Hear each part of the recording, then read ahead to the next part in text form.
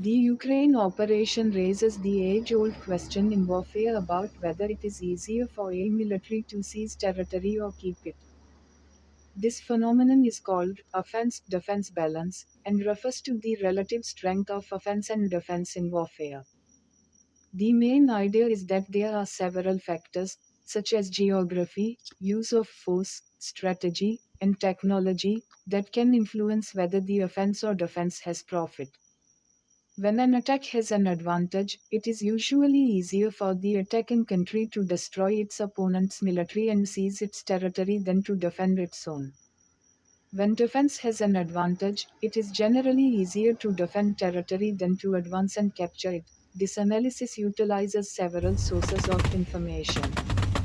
To understand the historical rate of progress, this assessment collects data on offensive campaigns from World War I to the Ukrainian invasion in 2005. The report also examines open source data on fortifications, unit positions, and military equipment reductions.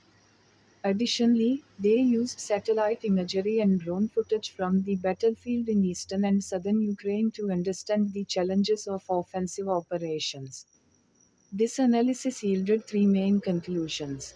First, defense has an advantage in war. This fact should not come as a big surprise. Karl von Clausewitz wrote in On War that defense is a more powerful form of fighting than attack, and that the superiority of defense, if properly understood, is enormous, much greater than it appears at first glance. 6. Ukrainian troops flattened advancing about 90 meters per day on average during their recent offensive on the southern front between early June and late August 2023.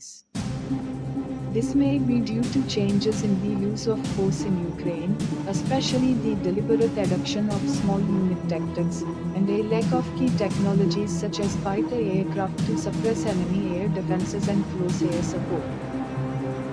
In addition, Russia built large defensive fortifications, including minefields, and used attack helicopters, fixed-wing aircraft, and unmanned aircraft systems (UAS) to counter attacks by Ukrainian forces.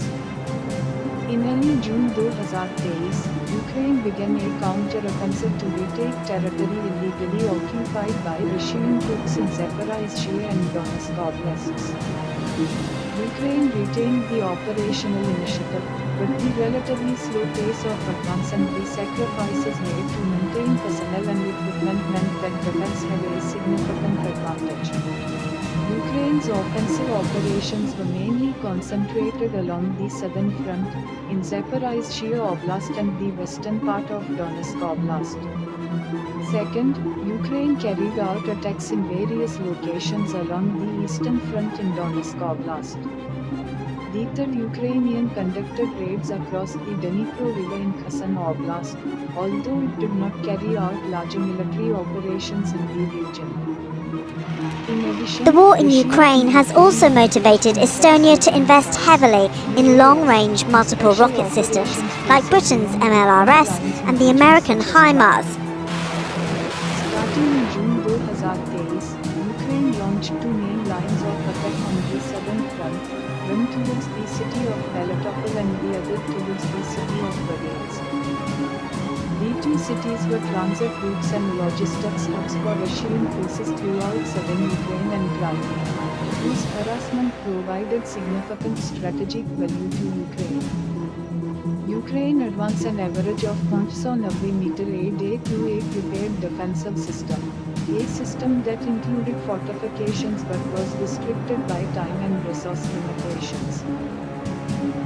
At about the same time, Ukraine advanced rapidly in a counter-offensive in Kharkiv Oblast, advancing an average of 7.5 km per day and overcoming hasty defenses. Systems built either in contact or when contact with an opposing force was imminent, and therefore relies on increased strength.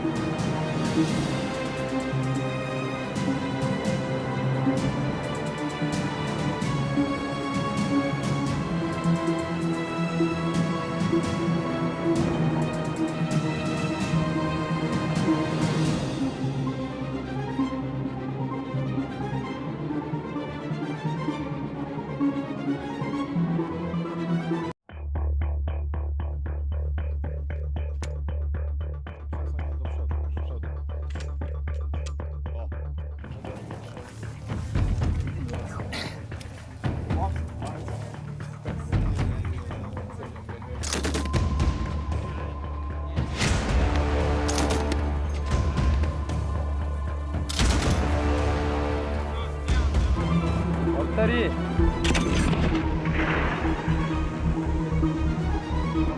앞다리.